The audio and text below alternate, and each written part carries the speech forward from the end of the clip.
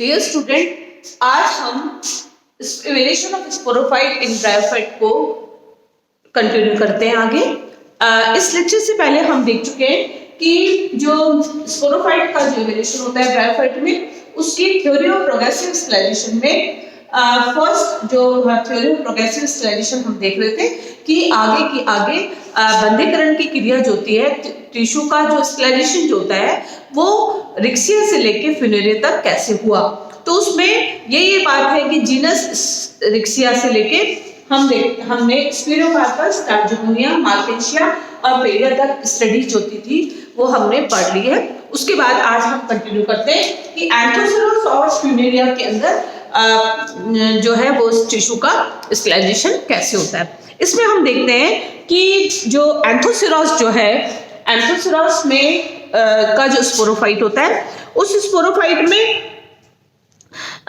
जो कैप्सूल में उपस्थित स्पोरोजेनस टिश्यू जो है उसका जो स्टेलाइजेशन था इन सबसे रिक्सिया से, स्पिरोकार्पस, टार्जुमोनिया, मार्केशिया और पेरिया से सबसे ज्यादा स्टेलाइजेशन होता है। यानी यहाँ पर स्टेलाइजेशन हमें फर्दर प्रोग्रेसिव है। प्रोग्रेसिव का मतलब होता है कि जीनस जब रिक्सिया से लेकर हम फ्यूनेरिया तक जाते हैं तब स्टेलाइजेशन बढ़ता गया। तो ये एंथोसेरोस में जब हम स्टेलाइजेशन की क्रिया देखेंगे वो पेरिया, मार्केशिया, टार्जुमोनिया और स्पिरोकार्पस रिक्सिया से सबसे ज्यादा होती है। यहाँ पर टिश्यू का स्टेलाइजेशन बहुत अधिक होता है। और इसमें जो एंथोसेरोस का जो स्पोरोफाइट होता है उसमें स्टेलाइट टिश्यू जो होता है वो क्या क्या बनाएगा, वो आपके पहले पार्ट बनाएगा, ट्यूबरस फूड बनाता है। और इसके साथ साथ उस फूड के अंदर भी फूड जो है वो 4 to 6 लेयर्ड होता है और कैप्सूल भित्ति पाई जाती है।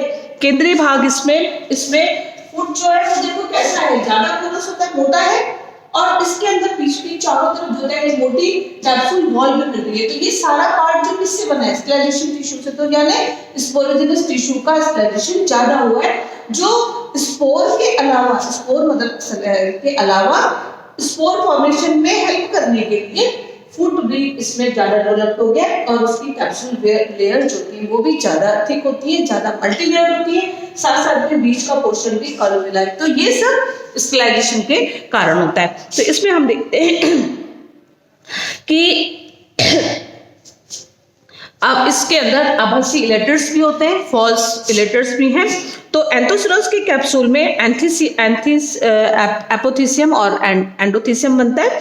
तो एंडोथीसियम जो होता है वो कंप्लीटली स्टेराइल टिश्यू का निर्माण करता है जिसको हम कॉलोमेला कहते हैं। और केवल बहीथीसियम का इसमें अपोजिट होता है कि इसकी एंडोथीसियम जो होती है वो कॉलोमेला का निर्माण करती है और एपिथीसियम की केवल एक लेयर जो होती है, एक स्तर जो होता है वो किसका निर्माण करता है, एंथोसेरोस में उसकी केवल एक लेयर एपिथीसियम का इंटरनल जो लेयर होती है वो ही केवल वो पार्ट फर्टाइल रह गया है, बाकी सारा पार्ट स्टेराइल रहता है। और इस फर्टाइल पार्ट का भी आधा पार्ट स्टेराइल हो गया और जिसने आभासी इलेटर्स बनाए। इस प्रकार से कुछ पार्ट ही मात्र कोशिका ही स्पोर्स का निर्माण करती है। तो इस प्रकार हम देखते हैं कि एंथोसेरोस में एंडोथीसियम और एम्फीथीसियम में से एंडोथीसियम ने तो कॉलोमेला पार्ट बनाया, जबकि एम्फीथीसियम की केवल एक सिंगल लेयर जो होती है वो स्पोर मदर सेल का निर्माण करती है और उसमें स्पोरोजेनस टिश्यू बनाएगी। उस टिश्यू के अंदर भी स्पोर मदर सेल्स जो होती हैं वो का आधा पार्ट वापस आभासी इलेटर्स बनाएगा और कुछ पार्ट ही फर्टाइल रह पाता है और वो फर्टाइल पार्ट स्पोर फॉर्मेशन में काम आता है। तो इस प्रकार से कैप्सूल की और इसमें भी हमने ये देखा कि कैप्सूल की जो बाह्य लेयर होती है उसमें स्टोमेटा पाए जाते हैं और मल्टीलेयर्ड जो कैप्सूल वॉल होती है उसमें कोशिका में क्लोरोप्लास्ट प्रेजेंट होता है, इंटरसेलुलर स्पेसेस भी होती हैं। और इस प्रकार से बीजाणु जो स्पोरोफाइट जो होता है वो प्रकाश संश्लेषण द्वारा सीमित फूड का भी निर्माण करता है और इस प्रकार से वो आंशिक रूप से गैमेटोफाइट जो होता है वो गैमेटोफाइट पर भी डिपेंडेंट रहता है, क्योंकि कुछ पार्ट इसमें फूड फॉर्मेशन हुई है तो उसको फूड के लिए किस पर डिपेंडेंट रहना पड़ता है, स्पोरोफाइट को गैमेटोफाइट पर डिपेंडेंट रहना पड़ता है। तो इस प्रकार से इसका फूड जो होता है वो ट्यूबरस हो गया और गैमेटोफाइट के अंदर ज्यादा अंदर की ओर धंसा हुआ रहता है। पादप जो पोषण, अवशोषण और एक होल्ड पास का भी ये काम करता है। और सेंटर पार्ट जो होता है वो जो कॉलोमेला पार्ट है, इस कॉलोमेला पार्ट जो होता है वो पूरे स्पोरोफाइट को मैकेनिकल सपोर्ट या बेस से प्रोटेक्ट करने का काम करता है। और इसमें बीजाणुद्वीपी की निरंतर वृद्धि होती है और वो कैप्सूल के आधार पर मेरिस्टेमेटिक जोन के द्वारा होती है।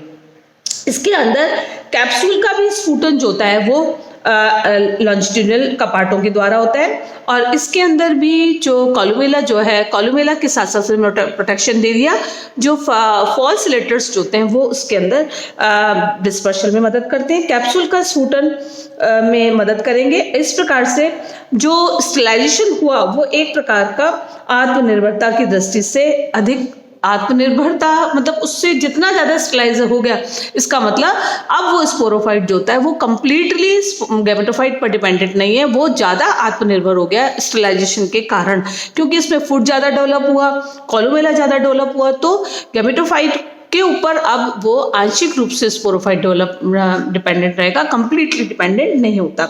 और इस प्रकार से यहाँ पर ये अपने मतलब फ्री लिविंग जो होता है वो स्पोरोफाइट होता है। नेक्स्ट हम पढ़ते हैं कि स्पोरोफाइट के एंथोसिलस के स्पोरोफाइट के बाद फिलेरी का स्पोरोफाइट जो होता है वो ज्यादा कॉम्प्लेक्स हमको डायग्रामेटिकली भी दिख रहा है, लेकिन यहाँ पर जो टिश्यू का स्टेलाइजेशन जो होता है वो और भी ज्यादा होता है। इसमें फ्यूनेरिया पॉलीट्राइकम के अंदर जो होता है वो स्टेलाइजेशन की जो होती है वो मतलब क्लाइमेक्स स्टेज पाई जाती है। इनमें बीजाणुओं का जो स्पोरोफाइट का जो कंपोजिशन है वो ज्यादा कॉम्प्लेक्स एंड ज्यादा डेवलप्ड होता है। इनमें इसके अंदर जो स्टेराइल पार्ट जो है वो फुट है और सीटा भी जो है वो ज्यादा दीर्घित होता है, लॉन्ग होता है। और इसके साथ साथ जो बीच का पोर्शन जो है कैप्सूल का जो है उसमें से भी सारा पार्ट जो है वो बंदे ज्यादा है, केवल कुछ ही सेल्स स्पोर का निर्माण करती हैं। तो एपोथीसियम बनता है, इसमें अत्यधिक एपोथीसियम है, कैप्सूल वॉल होती है, कॉलुमेला है। यहाँ पे हम डायग्राम में देख रहे हैं कि ट्यूबिकुली बन के एपोथीसियम होता है, ये इसका पार्ट ट्यूबिकुली है, ये वाला पार्ट एपोथीसियम होता है, क्लोरोकाइनेटिक सेल्स प्रेजेंट होती हैं, सीटा वेल डेवलप्ड होता है, कैप्सूल वॉल ज्यादा ठीक होती है, मल्टी लेयर्ड होती है, बीच में एयर चेंबर्स मिलते हैं और ये स्पोर साइट का केवल छोटा सा ही पोर्शन रहता है। ऑपरक्यूलम है, पेरिस्टोम टीथ प्रेजेंट होते हैं। तो ये सारा पार्ट जो होता है वो स्टेराइल पार्ट का ही पार्ट होता है। और कैप्सूल भित्ति की कोशिकाओं में भी क्लोरोफिल पाया जाता है और उसके बीच में इंटरसेलुलर स्पेसेस होते हैं, स्टोमेटा भी पाए जाते हैं। इस प्रकार से ये इसका जो फ्यूनेरे का जो कैप्सूल है, फ्यूनेरे का जो स्पोरोफाइट है वो अब गैमेटोफाइट पर डिपेंडेंट कम होता है और ये खाद्य स्वयं निर्भर करता है। यानी आत्मनिर्भरता तो जो होगी, जैसे जैसे हम आगे रिक्सिया से आगे जीनस पे गए तो अब वो स्पोरोफाइट जो होता है वो गैमेटोफाइट पर कम डिपेंडेंट रहता है और इसको फूड केवल रॉ मटेरियल के लिए वो गैमेटोफाइट पर डिपेंड रहेगा। और कॉलुमेला जो इसका है वो भी क्या काम करता है, भोजन का संग्रहण और जल का संग्रहण करता है। इस प्रकार कैप्सूल के स्फुटन से बीजाणु प्रकीर्णन के लिए विभिन्न प्रकार के मतलब इनमें इसके कैप्सूल में ही ऑपरक्यूलम प्रेजेंट होता है, एनुलस प्रेजेंट होता है जो प्रकीर्णन में मदद करते हैं, पेरिस्टोम टीथ होते हैं। इस प्रकार से हम ये देखते हैं कि रिक्सिया का जो बीजाणुद्भिद होता है वो सबसे सिंपलेस्ट एंड प्रिमिटिव होता है और इसमें अधिकतम पार्ट जो होता है स्पोरोजेनस टिश्यू का फर्टाइल पार्ट होता है और सरल व आदि जो ये स्पोरोफाइट था उसी से ही आगे प्रोग्रेसिव स्टेलाइजेशन होने के साथ साथ ही स्टेराइल टिश्यू बढ़ा और कॉम्प्लेक्सिटी ज्यादा बढ़ी और इस प्रकार से मॉस का जो या फ्यूनेरिया का जो कैप्सूल जो था वो ज्यादा एडवांस एंड कॉम्प्लेक्स स्पोरोफाइट का निर्माण हुआ। तो हमारी फर्स्ट थ्योरी जो होती है हमने पढ़ा कि थ्योरी ऑफ प्रोग्रेसिव स्टेलाइजेशन कैसे हुआ। आगे से आगे हमने रिक्सिया, स्पिरोकार्पस, टार्जिगोनिया, मार्केंशिया, पेलिया, एंथोसिलोसोफिलिया में देखा कि यहाँ पर इसमें कॉम्प्लेक्सिटी एडवांस प्रकार का स्पोरोफाइट है और कॉम्प्लेक्स होता है, लेकिन इसमें जो फलद पार्ट जो है, फर्टाइल पार्ट जो होता है वो बहुत ही कम होता है। तो ये थ्योरी थी, फर्स्ट थ्योरी थी थ्योरी ऑफ प्रोग्रेसिव स्टेलाइजेशन। अब हम सेकंड थ्योरी पढ़ते हैं, थ्योरी ऑफ प्रोग्रेसिव सिंप्लीफिकेशन।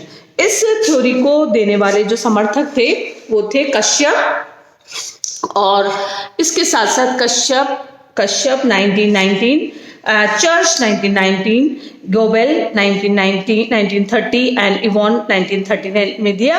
इस सिद्धांत के अनुसार भी रिक्सिया का जो स्पोरोफाइट होता है सबसे ज्यादा प्रिमिटिव और सरल ना होकर, यहाँ पर इसकी उल्टी है कि यहाँ पर रिक्सिया जो है वो सबसे ज्यादा कैसा है, एडवांस होता है, जिनमें ऊतकों का, जिसमें जो टिश्यू था उनका सिंप्लीफिकेशन से ही विकसित हुआ। यानी अब वो जो थ्योरी थी यहाँ पर था एक्सक्लेरेशन हुआ, लेकिन अब ये उल्टी थ्योरी उल्टी है कि यहाँ पर जो रिक्सिया का जो स्पोरोफाइट है वो प्रिमिटिव और सिंपल ना होकर कैसा है, हाईली एडवांस्ड होता है। और प्रोग्रेसिव, और ये हाईली एडवांस कैसे बना है, प्रोग्रेसिव सिंप्लीफिकेशन ऑफ टिश्यू से बना है। आगे के आगे उनकी टिश्यू के अंदर जैसे जैसे सिंप्लीफिकेशन हुआ उसी सिंप्लीफिकेशन के का रिजल्ट है कि रिक्सिया का ज्यादा एडवांस स्पोरोफाइट का निर्माण हुआ।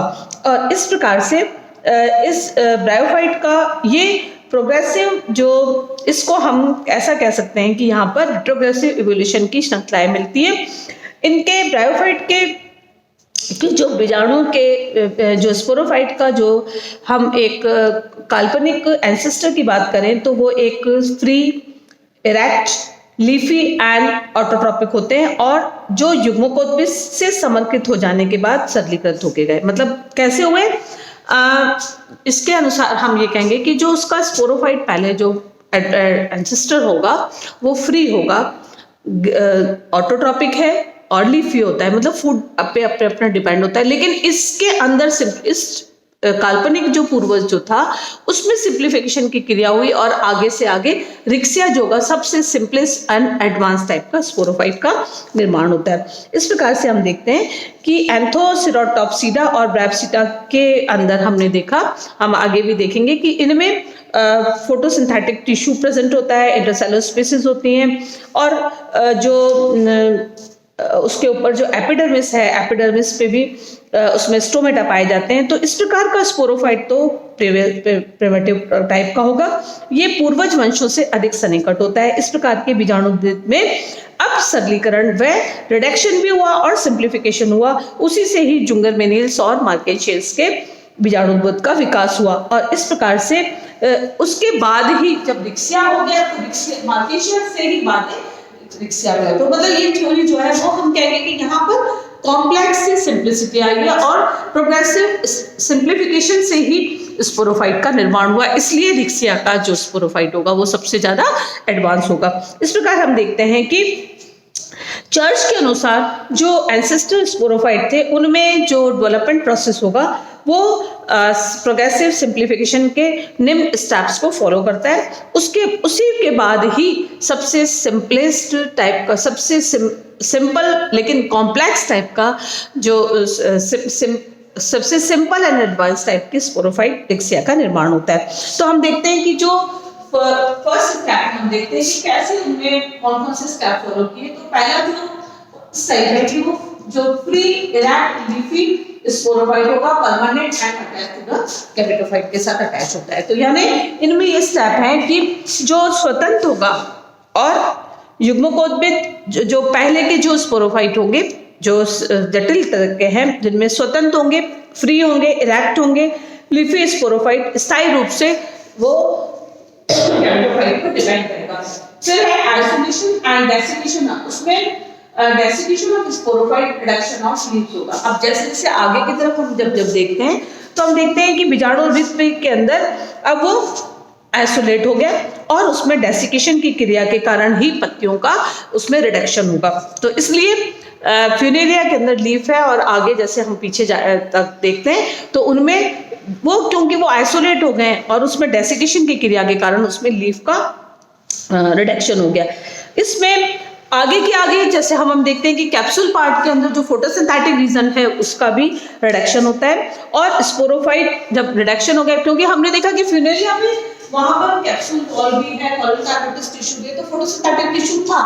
लेकिन आगे जब हम देखते हैं कि फोटोसिंथेटिक टिश्यू जो होता है वो उसका वो आइसोलेट हो गया, वो लीफ नहीं रही तो फोटोसिंथेटिक टिश्यू नहीं, तो फूड नहीं बनेगी, तो फूड नहीं बनेगा तो ये डिपेंडेंट स्पोरोफाइट पर, कैमेटोफाइट होगा वो स्पोरोफाइट कैमेटोफाइट पर ज्यादा डिपेंडेंट रहेगा। Photosynthetic tissue in the capsule का भी रिडक्शन हो जाएगा।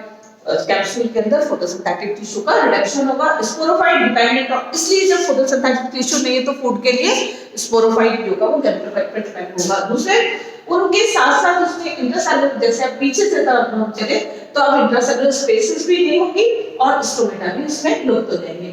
मल्टीलेयर्ड कैप्सूल वॉल थी।